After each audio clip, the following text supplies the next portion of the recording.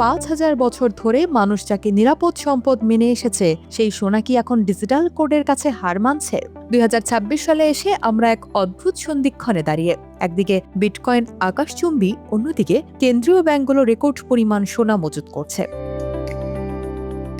আপনি কি আপনার জমানো টাকা দিয়ে সোনা কিনবেন, নাকি ক্রিপ্টোতে বাজি ধরবেন? অনেকে বলছে ক্রিপ্টো হলো ডিজিটাল গোল্ড, কিন্তু যখন ইন্টারনেট থাকবে না বা বিদ্যুৎ থাকবে না, তখন কি আপনার ডিজিটাল ওয়ালেট আপনাকে বাঁচাবে? আজকের ভিডিওতে আমরা উন্মোচন করব ২০২৬ সালের চরম সত্য, সোনা কি তার আবেদন সত্যিই হারাচ্ছে? ক্রিপ্টোকারেন্সি আর কোনো পরীক্ষামূলক বিষয় নয়। বড় বড় প্রাতিষ্ঠানিক বিনিয়োগকারীরা এখন বিটকয়েন এবং ইথেরিয়ামকে একটি পোর্টফোলিওতে জায়গা দিচ্ছে। এর কারণ সহজ বহনযোগ্যতা এবং গ্লোবাল অ্যাক্সেসিবিলিটি। আপনার পকেটে ১ কোটি টাকার সোনা নিয়ে সীমান্ত পার হওয়া অসম্ভব, কিন্তু একটা ছোট মেমোরি স্টিক বা শুধু কয়েকটা গোপন শব্দ মনে রেখে আপনি পুরো বিশ্ব ভ্রমণ করতে পারেন।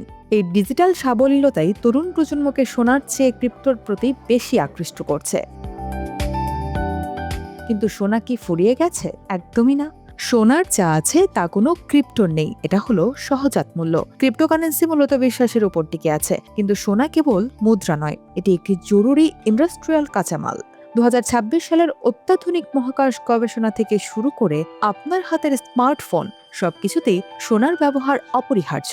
ইতিহাস বলে, যখনই শেয়ার বাজার ধসে পড়ে বা যুদ্ধ বিগ্রহ বাড়ে, মানুষ সব ছেড়ে সোনার কাছেই ফিরে আসে।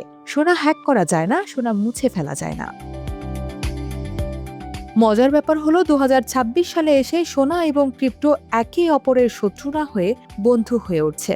এখন শুরু হয়েছে টোকেনাইজড গোল্ডের যুগ, অর্থাৎ আপনার কাছে ডিজিটাল টোকেন থাকবে যার বিপরীতে ভল্টে আসল সোনা জমা থাকবে। এটি সোনার নিরাপত্তা এবং ক্রিপ্টোর গতি উভয়কেই একসঙ্গে এনেছে। তাই যারা ভাবছেন সোনা আবেদন হারাবে, তারা ভুল ভাবছেন।